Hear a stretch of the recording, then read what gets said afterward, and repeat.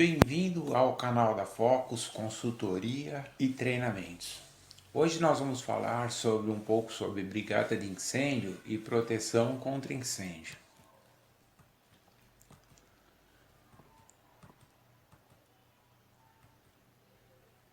Bom, nós temos o primeiro passo na parte de teoria contra incêndio, é o reconhecimento do que é fogo, né? Os benefícios e os malefícios do fogo e a sua definição. Fogo é definido como uma reação química com desprendimento de luz e calor e tem várias outras definições por outros atores, né? Então, uma das definições define-se fogo como consequência de uma reação química entre dois elementos, denominada combustão, que produz luz e calor, e substâncias, formado pelo realinhamento dos átomos das substâncias originais, né? Um outro conceito é a reação química, denominada combustão, que se caracteriza pela presença de luz e calor. Mas vamos lá, os benefícios e os malefícios, né? O fogo é utilizado, né, no processo industrial para fazer fundição, indústrias de plástico para fazer a transformação da matéria-prima, né? Então, em vários processos produtivos, né, o fogo está presente. E nas residências, nas casas, nos lares para fazer os alimentos. Então, traz muitos benefícios à sociedade, ao povo, né? À população. Os malefícios, né, do fogo, quando você não tem o real controle, né, com relação ao armazenamento de materiais inflamáveis, com relação à sinalização, delimitar áreas que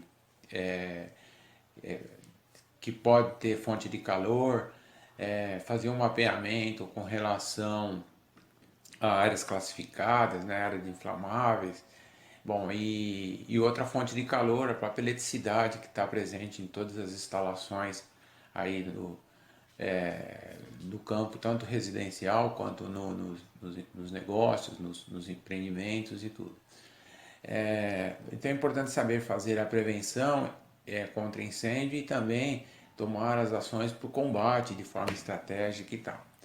Bom, nenhum sistema de prevenção de incêndio será eficaz se não houver elemento humano, né, preparado para operá-lo. Então, assim, qual a regra, né? Treinar, treinar, treinar, treinar.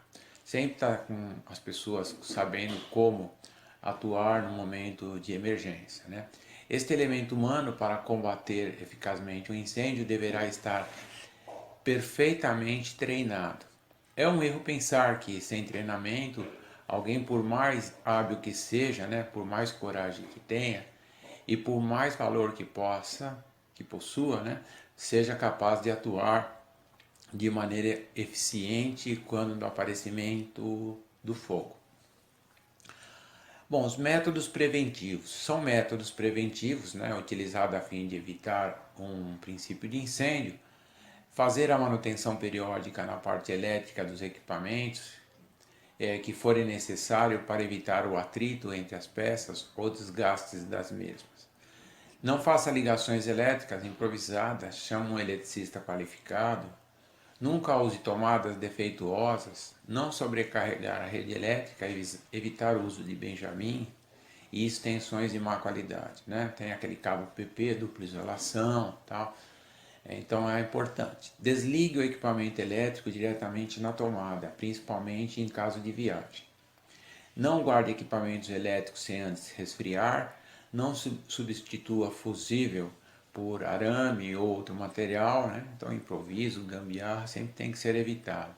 Evite acúmulo de lixo ou entulho combustível. Não guarde combustível e líquido gasoso em excesso, né? Ou em locais sem ventilação. Utilize os cinzeiros para apagar os cigarros e respeite as placas de proibido fumar. Aí um lembrete, né? Principalmente as empresas, elas costumam adotar muito essa conduta de estabelecer um local para os fumantes, né? Então a gente chama lá o fumódromo, né? Então normalmente é um local selecionado pela empresa dentro da planta, de maneira que esse local escolhido seja um local que não ofereça risco, né, de iniciar uma ignição por causa de um fumante, né, por exemplo, né?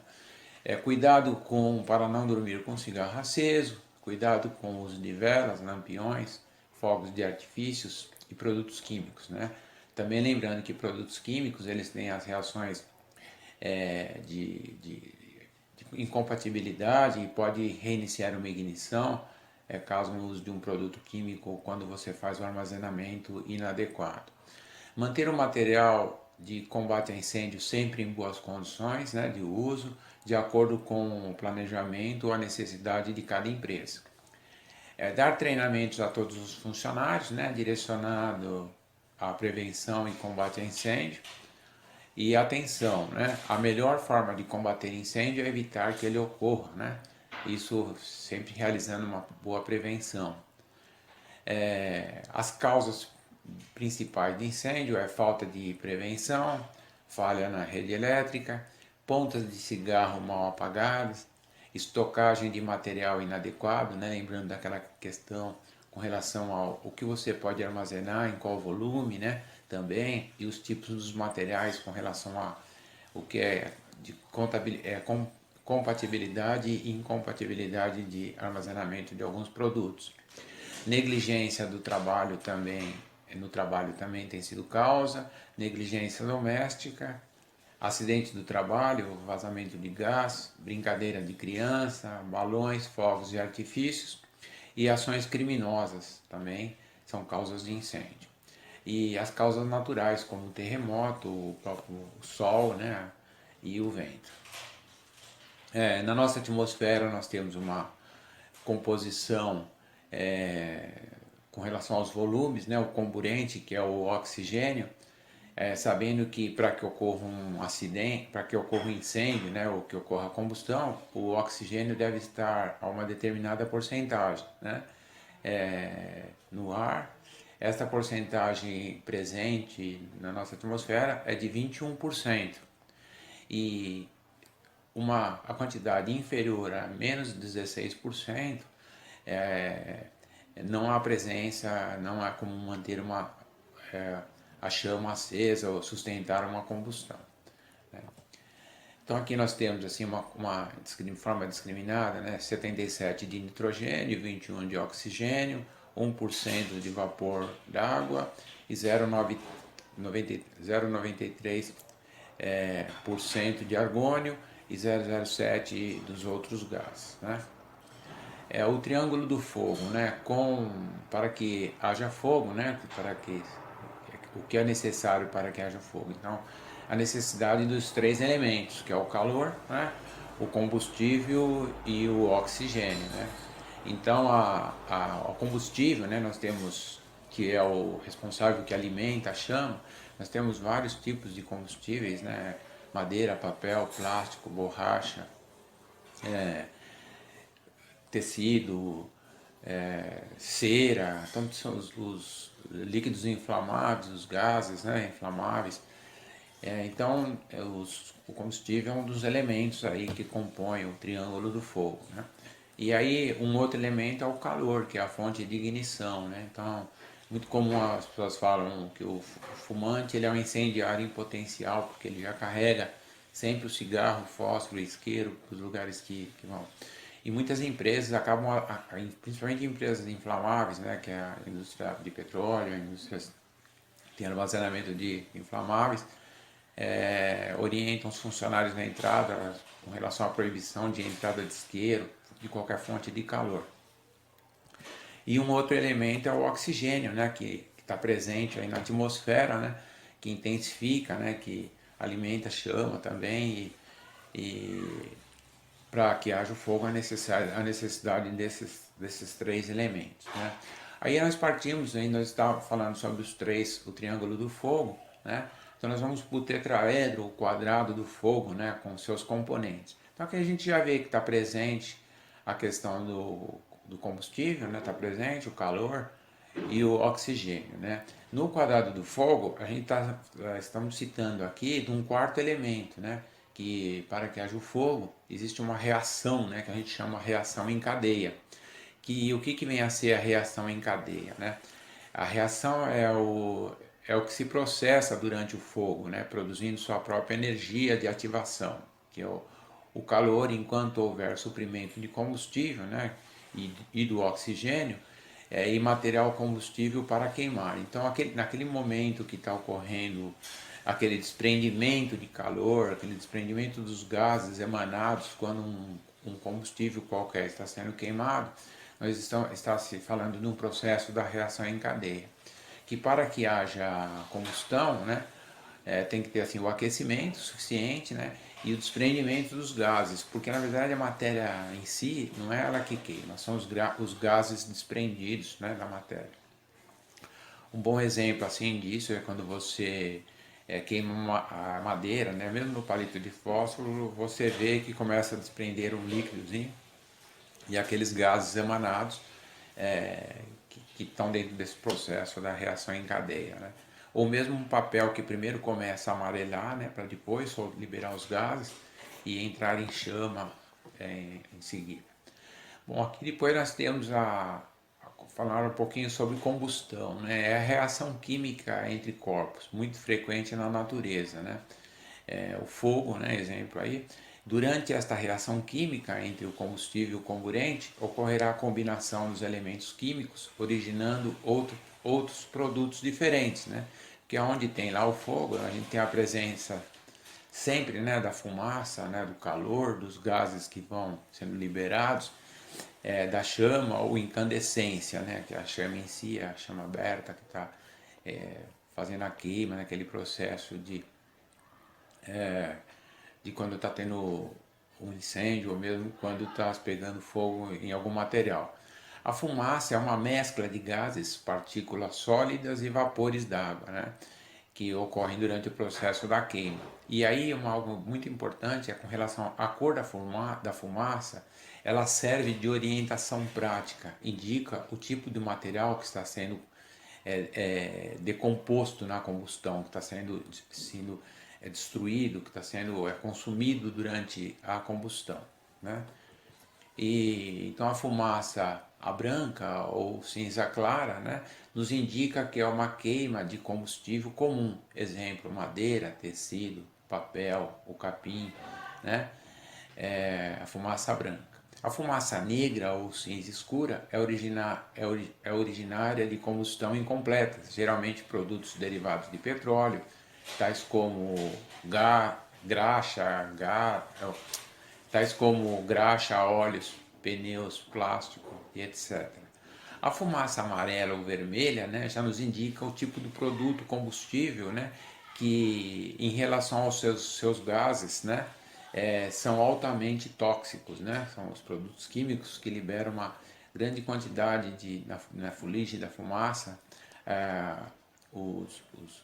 as composições que são tóxicas, e isso é uma boa indicação com relação aos cuidados e atenção com o uso de máscara, de aproximação, porque até para a equipe que está realizando o combate pode ter um agravamento com relação a aspirar esses produtos.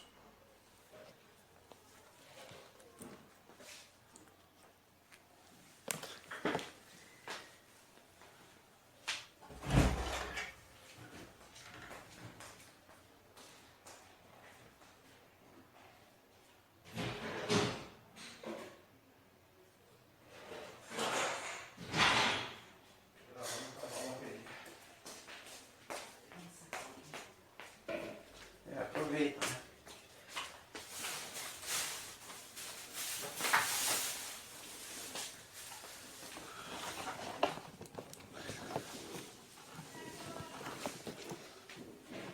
Fechado.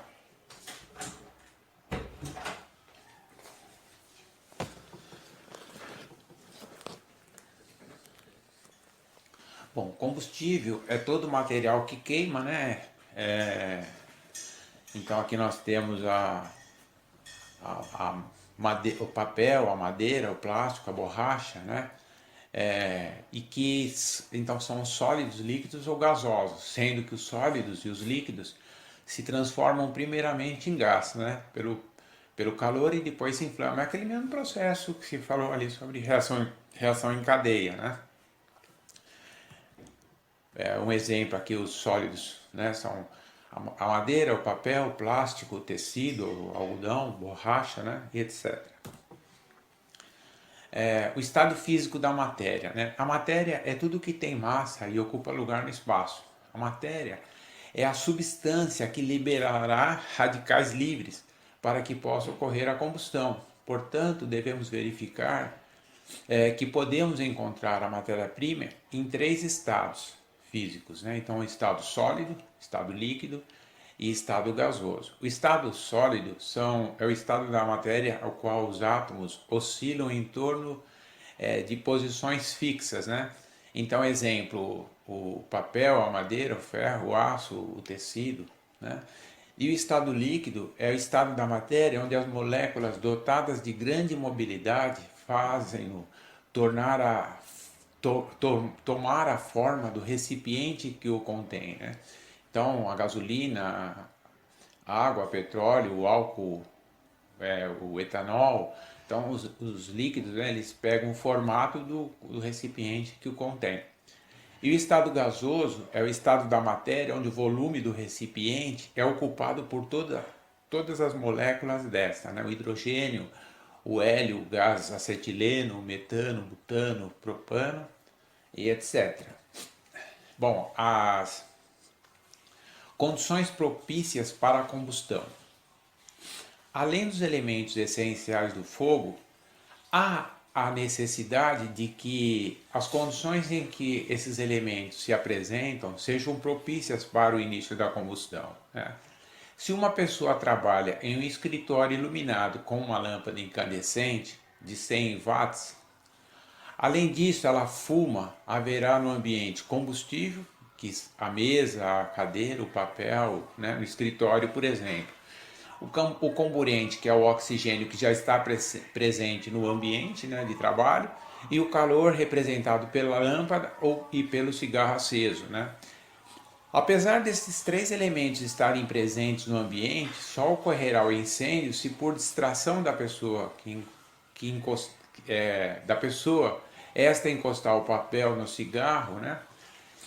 Aceso, por exemplo. Se esse combustível estiver no estado sólido ou líquido, haverá a necessidade de que seja aquecido para que comece a liberar os radicais livres, né? Então aqui dando um exemplo, assim, nós temos o sólido, né, o material sólido que ao receber um aquecimento, ele gera vapor. Nós temos alguns materiais, produtos que podem estar no estado líquido, que ao aquecimento libera vapor. Temos também alguns materiais que podem estar no estado sólido, ao aquecimento transforma-se líquido e na continuidade do aquecimento se transforma em vapor, né? E o gás, por exemplo, ele já está no estado líquido, né? Já é adequado para iniciar a combustão. Esse que tem as três etapas, né? Que está no estado sólido, ao aquecimento transforma-se no estado líquido e ao continuar o aquecimento libera um vapor, é o exemplo aí que nós temos a parafina, né? Que ela passa do estado sólido para um estado líquido, né? Que a parafina ela vai para o estado líquido. Na continuidade do aquecimento, libera o vapor e aí fica uma condição propícia para esse material entrar em combustão com os vapores emanados, né? Bom, a classificação dos combustíveis quanto à volaticidade, né? Os combustíveis líquidos são classificados em voláteis e não voláteis. Voláteis são os combustíveis líquidos que a temperatura ambiente desprendem vapores, né? Capazes de se inflamarem. O álcool, o éter, a gasolina, a acetona, a benzina, né? Então são voláteis que evaporam, né? É utilizado para fazer secagem, a própria acetona, né? Que é utilizado para fazer a secagem do esmalte. E muitos produtos voláteis também são colocados nas tintas para secagem rápida, né? E alguns produtos evaporam mesmo com muita facilidade, no caso a gasolina, o álcool. E aí os não voláteis são os combustíveis líquidos que para desprender vapor inflamáveis necessitam de aquecimento acima da temperatura ambiente, né? Então o óleo de linhaça, o óleo lubrificante, sacarose, glicose, Os combustíveis voláteis são os mais perigosos e por isso devem ser armazenados e manuseados com cuidados especiais. Então aqui nós temos alguns exemplos, né? São líquidos, os líquidos voláteis são os que desprendem gases inflamáveis à temperatura ambiente, né? E os não voláteis são os que desprendem gases inflamáveis a temperaturas maiores do que a do ambiente. Então realmente precisa de um calor mais intenso para que os não voláteis liberam gases e vapores.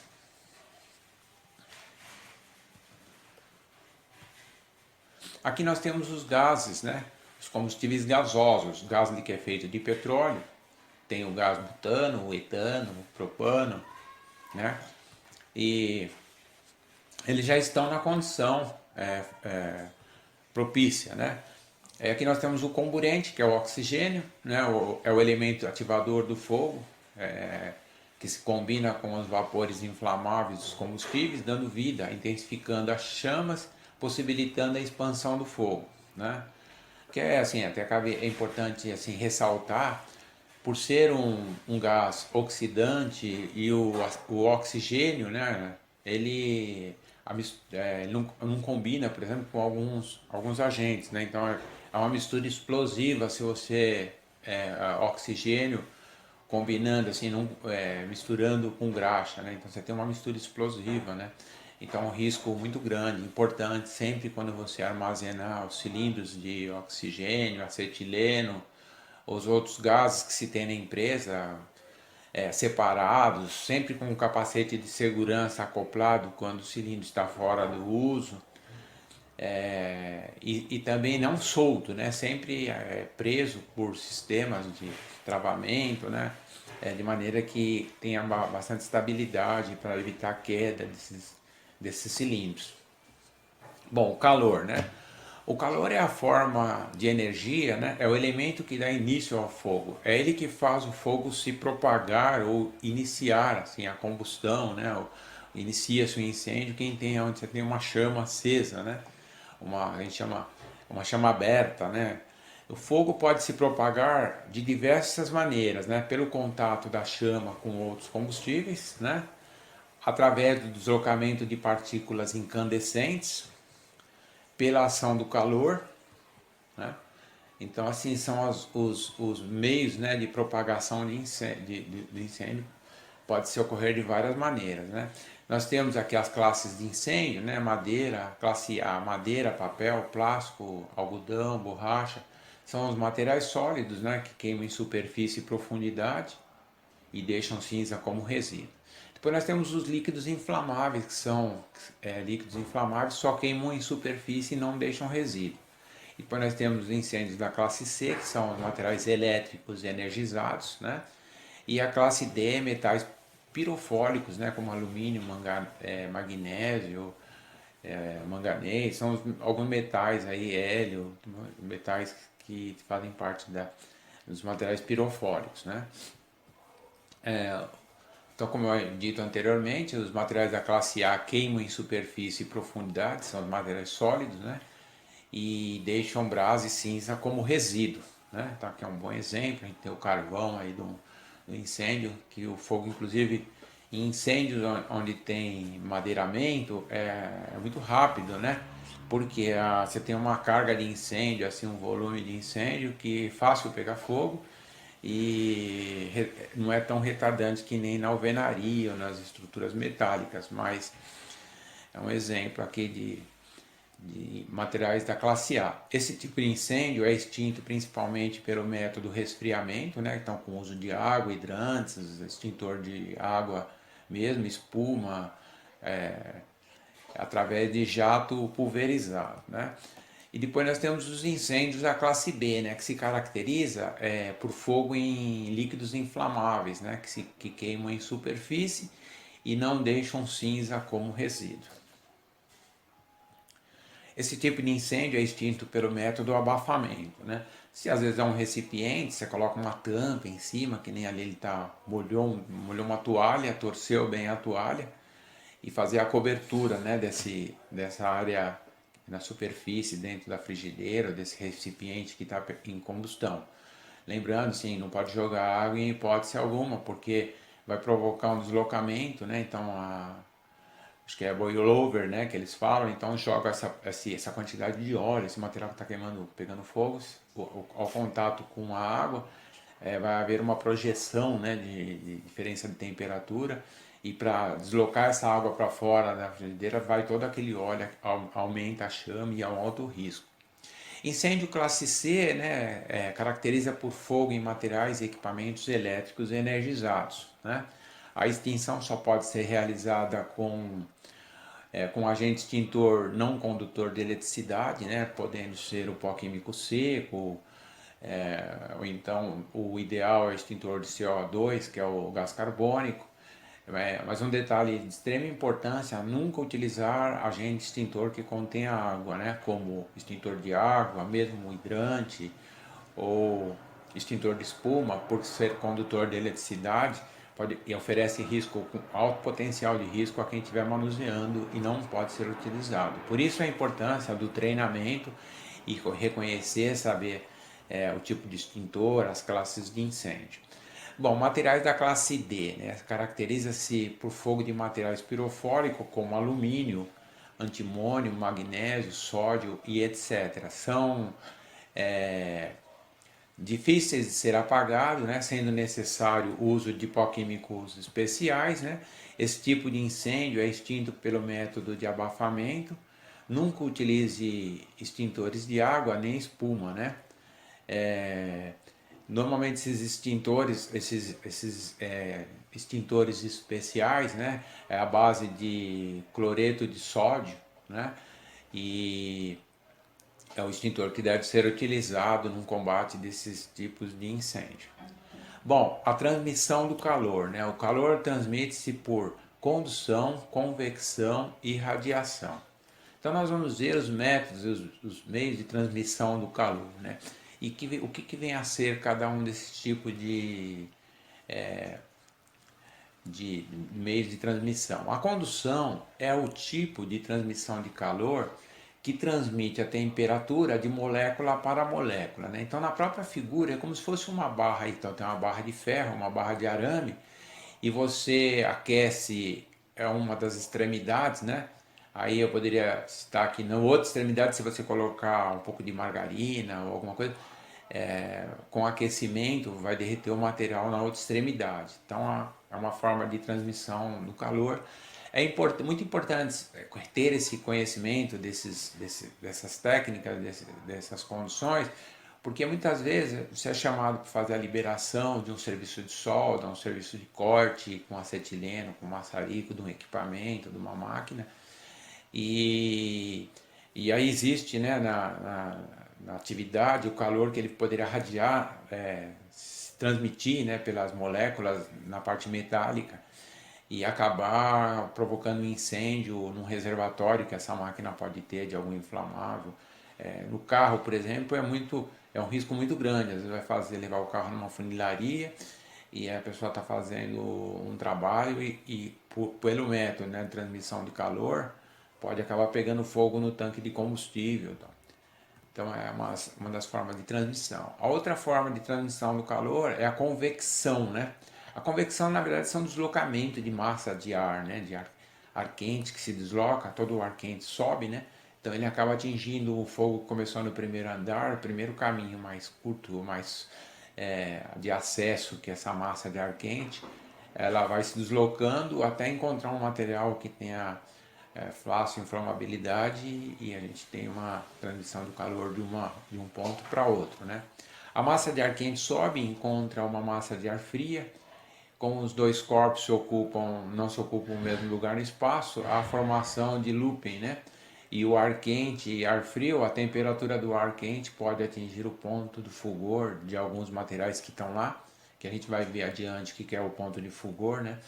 Que na verdade cada produto é mais e menos inflamável, né? Quanto mais baixo é o ponto de fulgor dos materiais, mais inflamável ele é. Assim, a gasolina acho que está a menos 46 graus, né? Em torno aí de menos 46.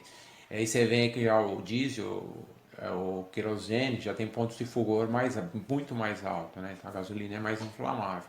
Então esse deslocamento de ar, ao encontrar um material que tem um ponto de fulgor baixo, né? Que inflama com muito mais facilidade, pronto, já estamos diante de um incêndio. O outro método de transmissão do calor é a irradiação, né? Então nós vimos o primeiro método, a condução, depois passamos pela convecção e agora a irradiação, que é a transmissão realizada por ondas caloríferas, né, vindas de uma fonte de calor, né? E a gente tem o mais comum é o exemplo do Sol, né? O calor radiante, né, ele bate, por exemplo, no telhado e pode provocar assim um acréscimo, né, de calor na parte interna, encontrando um material que inflama com facilidade, né? É um método também aí de transmissão do calor. Então, como eu tinha dito, nós temos o ponto de fulgor, o ponto de combustão e o ponto de ignição, né? Praticamente todos os corpos, quando submetidos à ação do calor, não sendo gasoso, terão que se gasificar para poderem reagir com o oxigênio do ar e se queimar. Naturalmente que o grau de temperatura necessário varia de corpo para corpo. Portanto, é importante lembrar que a temperatura é um efeito resultante da intensidade do calor aplicado a um corpo. Enquanto a quantidade de calor de um corpo absorve ou desprende para estabelecer uma determinada temperatura, representa a causa, né? Bom, aqui assim, fala assim, então, sobre o ponto de fulgor, na definição.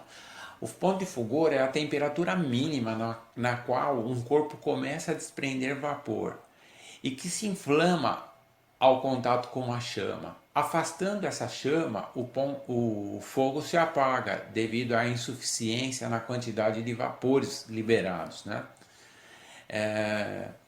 Então, assim, vamos pensar assim, todos os produtos, quando a gente quer saber se um produto ele é muito inflamável ou baixa inflamabilidade, na FISP, Ficha de Informação de Segurança de Produtos Químicos, tem lá o ponto de fulgor daquele produto, né?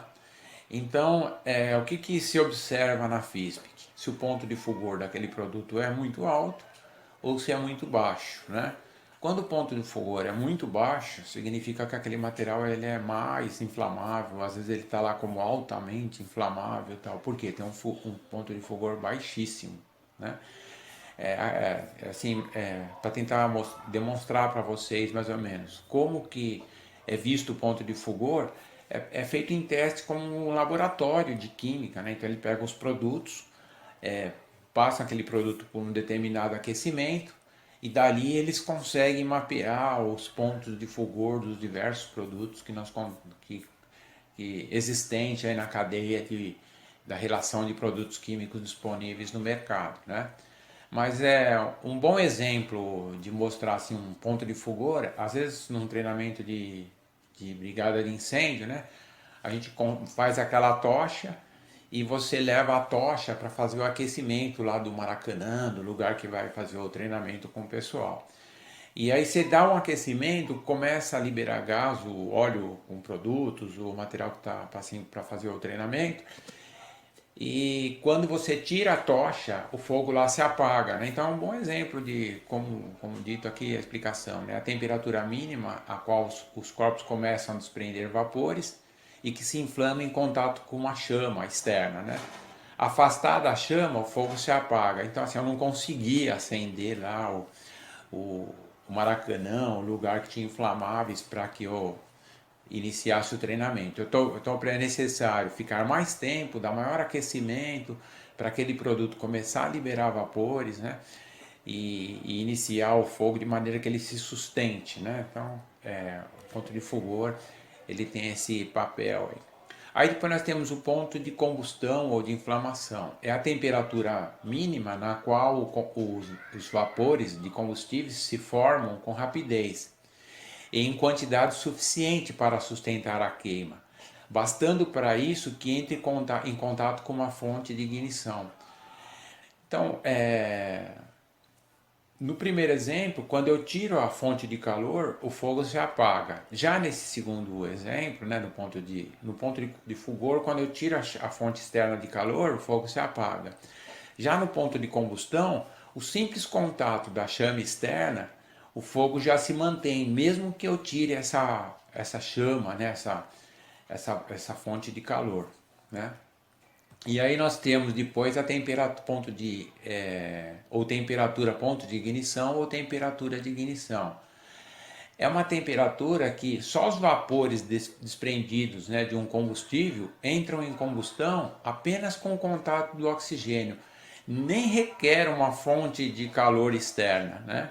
Então são aqueles produtos que são extremamente controlados, que têm pontos de fulgores baixíssimos, altamente inflamáveis, tal, que são mantidos, às vezes até muitas vezes é necessário ser mantido em áreas climatizadas e tal. Então assim, são é a temperatura mínima na qual os gases ou vapores desprendidos de um corpo combustível entram em combustão apenas com o contato com o oxigênio do ar.